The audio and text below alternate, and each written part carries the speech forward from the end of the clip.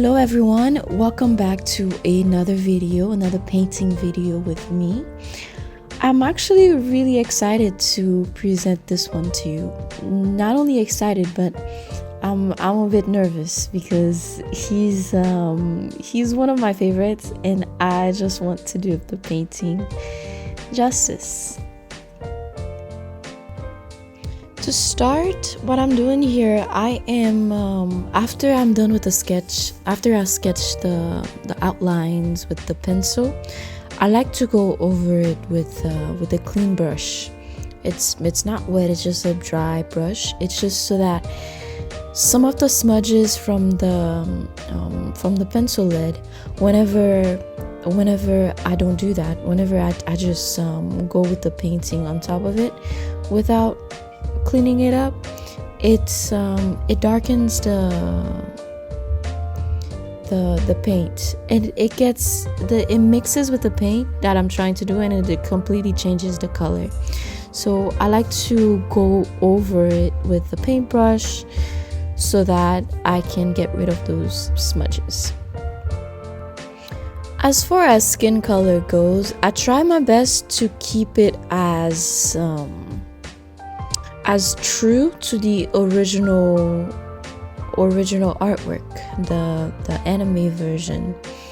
But then I like to add my own flavor to it. I like to put my own colors to it. So the skin color that I like to use for those paintings it's like a warm it's an orangey skin tone, but with a lot more yellows in it, because I do like the warm effect that it gives me when I have the yellow. When I'm painting, I like to have the reference image on the side. So whenever you see me looking to the side, to my left, it's because I have the reference on the side. Even though I'm not using the exact same colors as in the original painting, I'm kind of going crazy with it, with the colors. I'll show you what I mean in a little bit, but I like to have the reference there so that I can have something to go back to whenever I get lost in my rabbit holes of colors.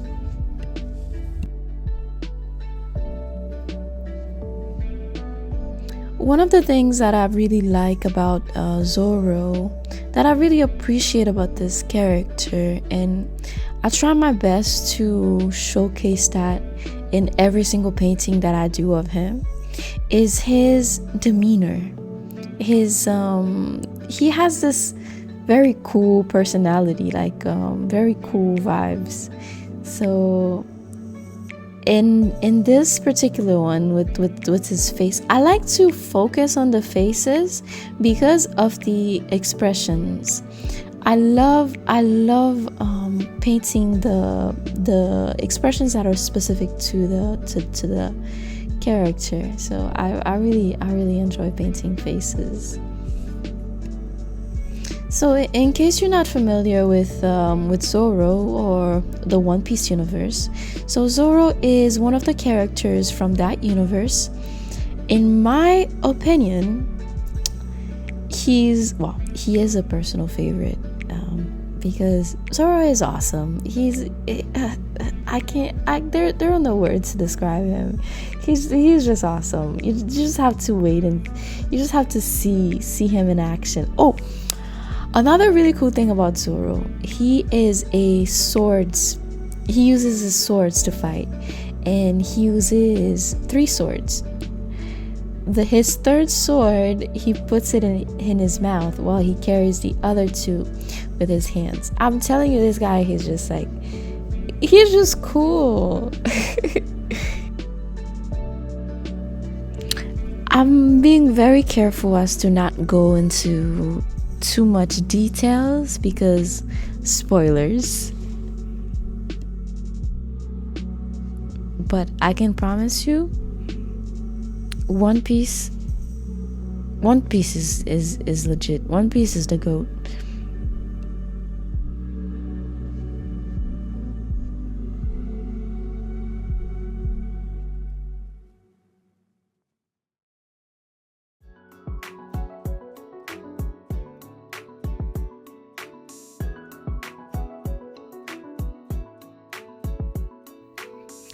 The idea here was to create a blue sky behind him.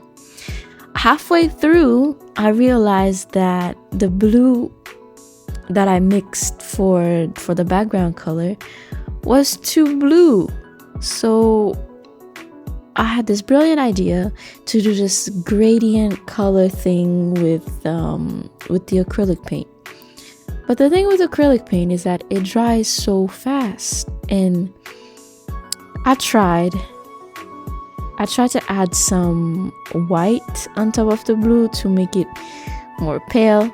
That didn't work. So I just kept trying different colors. See, now I'm adding the white to the blue because the intention here was to blend it with the blue and make it go from white to blue or from blue to white. But the paint wasn't working with me.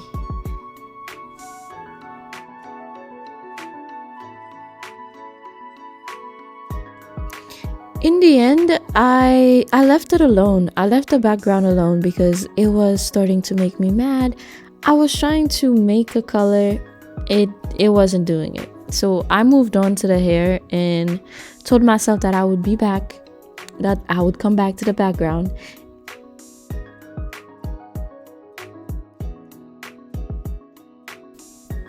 So Zoro's hair is green.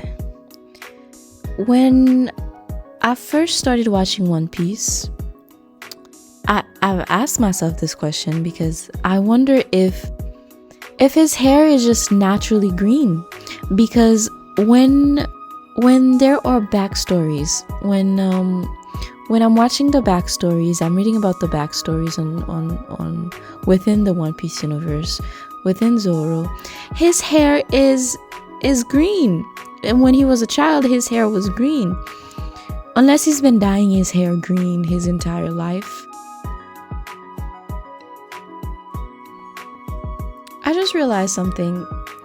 If I start questioning Zoro's hair color, which is green, I also have to question the other characters' hair colors. You have Sanji, whose hair is just bright yellow. And he always mocks Zoro for his for his green hair, his grass hair. And I believe there's another character there with pink hair. So, looks like I've answered my own question. So, I am 99% sure the color green is not a natural color. Which means that he's been dyeing his hair green since he was a child. I say this because I don't see any other people with green hair walking around with green hair. When I say people, I mean with anime characters within the One Piece universe. I've seen green. I've seen blue. I've also seen fish, like talking and fighting fish. So, you know what? I'm going to stop trying to make it make sense to me. I really like his green hair. It inspires me to color my hair green too.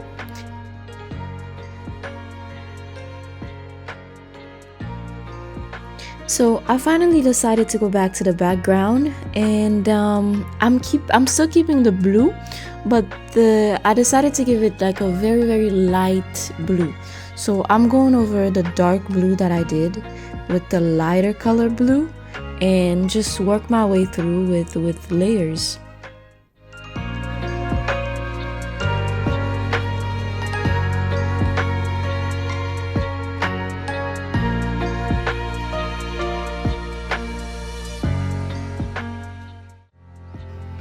So from there, while the background dries and also the hair dries in the primary skin color, we are doing the shadows.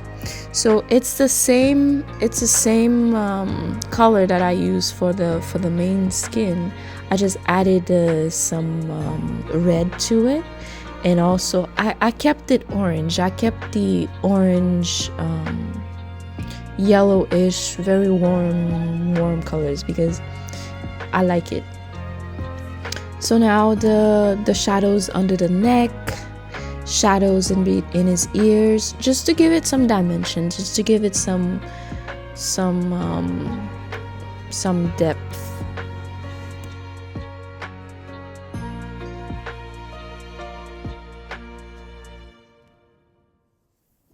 Once again, thank you so much for watching. Thank you for coming back. And don't forget to like, subscribe, also share.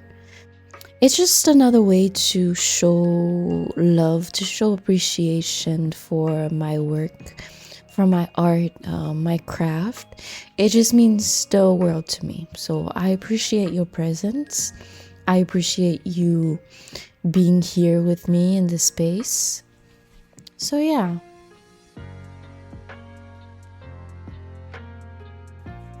So at this stage of the painting, you can start to see that it's coming alive.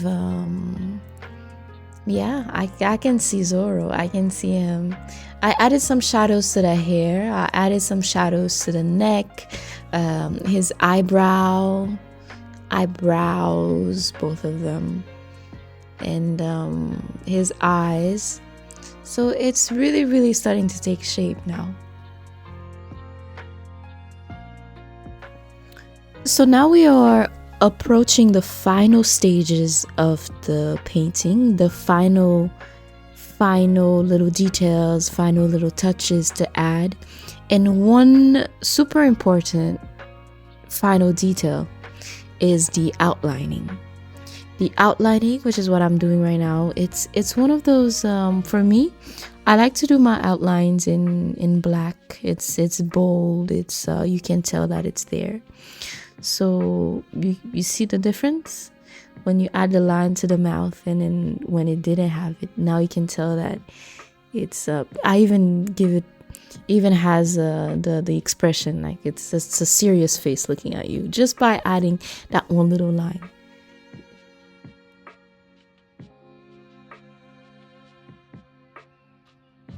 And we're almost done. We just need to add that final scar to his eye.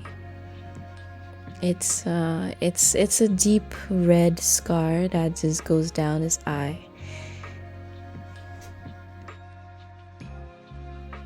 Well, ta-da!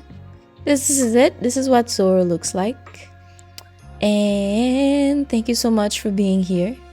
Thank you so much for watching. Don't forget to like, subscribe, and share. I hope to see you here next week for my next video. In the meantime, have a wonderful rest of your week. Bye.